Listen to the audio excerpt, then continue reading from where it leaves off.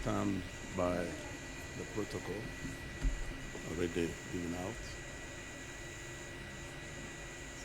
and simply say, friends, family of the late Justice Kanyeihamba, fellow mourners, kamba nze n'abanyamasizi ndenda kubayisiraho okushasha kwaitu okufeerwa emanzi yanyu, emanzi yaitu twena abakiga, emanzi y'abanya-Uganda, n'emanzi ey'abarairagura abo mu nsi yoona. Kanyeihamba asigire izina ndaza kubigambaho mu Rujungu eritaryebwa habwokuba nk'oku muhuriire bengi bagambire Kanyeihamba ariho mbeire ndagambira ngo izina rye riraza kuba nk'erya Ruyoka, murijuka Ruyoka rwa Maganya wankaye taryebwa akapfa kare konka habwe ebikorwa bye kikamwijuka. Nabwo ekyo Kanyeihamba aheereza omurimo gwe, itwe ekyasigara n'okumusiima ebyakozire kandi n'okubikuratira. Many people have spoken before me today and many days we've been talking about the late George Wilson Kanyeihamba. And many points, many important points, have already been made by previous speakers. Allow me, therefore, to offer some reflections with the nuance of someone who had the privilege of being a close colleague and friend. Obviously, I am, like all of you, are here with heavy hearts, but I believe with gratitude as well, very profound gratitude, to honor and lay to rest one of the finest sons of this land, Justice Professor George Wilson Kanyeihamba. For me, this is a deeply personal moment. George was not only a towering jurist and statesman, he was also my friend. He was my colleague and my fellow traveler in the long and difficult journey to build a just and democratic Uganda. I first knew of him by reputation, a brilliant academic, a passionate advocate for justice, and an uncompromising defender of human rights. When I entered law school at Makerere, he had already blazed a trail as a respected law lecturer. In time, I came to know him more closely, and we worked together in the government and in the broader struggle for national renewal. Through exile and return, in times of dictatorship and of transition, George stood firm. He opposed the tyranny of Idi Amin. He resisted injustice in its many guises, and he gave full support to the cause that culminated in the liberation of Uganda in 1986. He was never afraid to speak, as you have heard everyone say. He was never afraid to speak truth to power.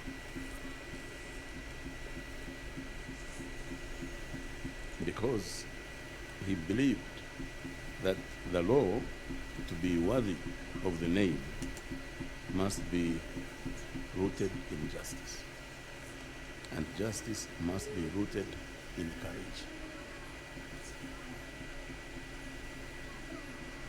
In public service, George distinguished himself, of course, as we've heard many people say, as Attorney General, as a government minister, and later as a Justice of the Supreme Court.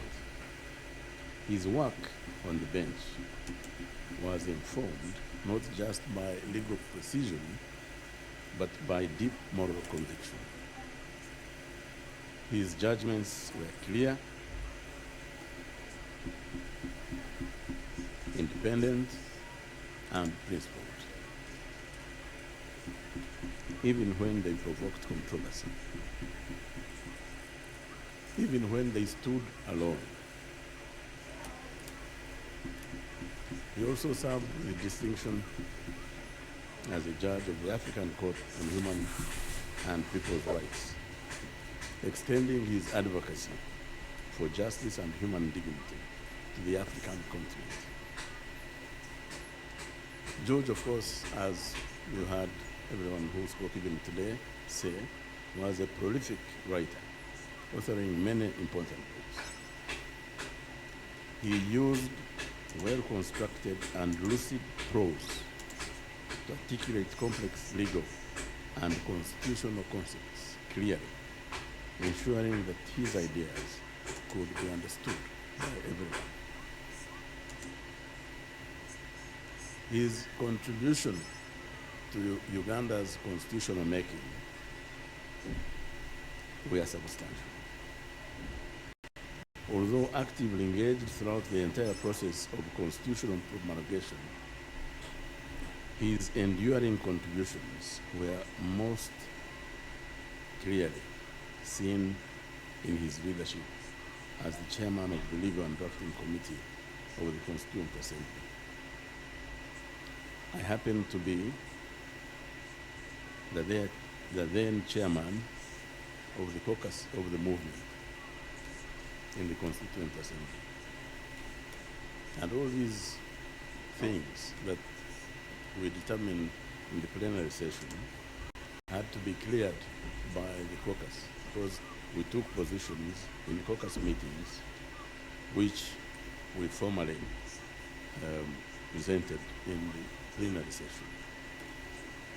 And when it came to the chapters, especially that George had handled, I'm happy to inform you that we had least problem, we had least debate, because they were clear they had been done by expertise. So in the Constitutional Assembly, his intellectual rigor and clarity helped craft a constitution that still embodies our national aspirations. And in the few years he was in the judiciary, his judicial style reflected moral clarity and boldness, particularly in his defense of democratic principles and the rule of law. He rejected legal formalism when it conflicted with the Constitution of Uganda, or the spirit of our Constitution. He believed in using the law to promote justice rather than mere upholding technicalities. In fact, the provision in Article 126, Sub-Article 2, Paragraph F, which says that in adjudicating cases, the courts shall administer substantive justice without due regard to technicalities, was George Kanyeihamba's brainchild.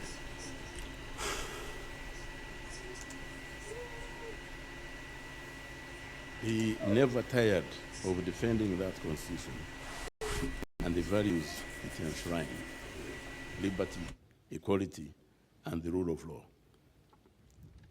In many ways, That was his lifelong mission. George also had a rich personal side. He was frank, witty, and intellectually fearless. His humor was often sharp, but never cruel. He challenged us all not to win arguments, but think harder, to act better, and to remain faithful to principle. To his wife, Sue, the children, Sarah, Joel, Ruth, and Betty, the grandchildren, Ruben Kunda and Nia Musime, siblings, and all his family, I extend my heartfelt condolences. You have lost a loving patriarch. Uganda has lost a patriot. The judiciary has lost a champion of its independence. And I have lost a dear friend. But though we grieve, let us also be thankful for a life so fully lived, for a legacy so deeply etched into our nation's legal and moral fabric. May we honor his memory, not only with words, but with deeds that uphold the values he cherished. Death can never take a good man away, for in the hearts of the people he inspired, the legacy remains and is continuous throughout generations. So, as I conclude, I hope you'll allow me, the timekeeper here, to lead you in the last stanza of a hymn that speaks powerfully to the comfort of our faith and the hope we hold even in grief. And the hymn says, "And Lord, haste the day when my faith shall be sight." Do you know it? Anyone who knows it, please join me. And Lord, haste the day when faith shall be beside. The clouds shall build back as a scroll. The trump shall resound, and the Lord shall descend, even though nations go quickly to fall. It is well with my soul, with my soul. It is well, it is well.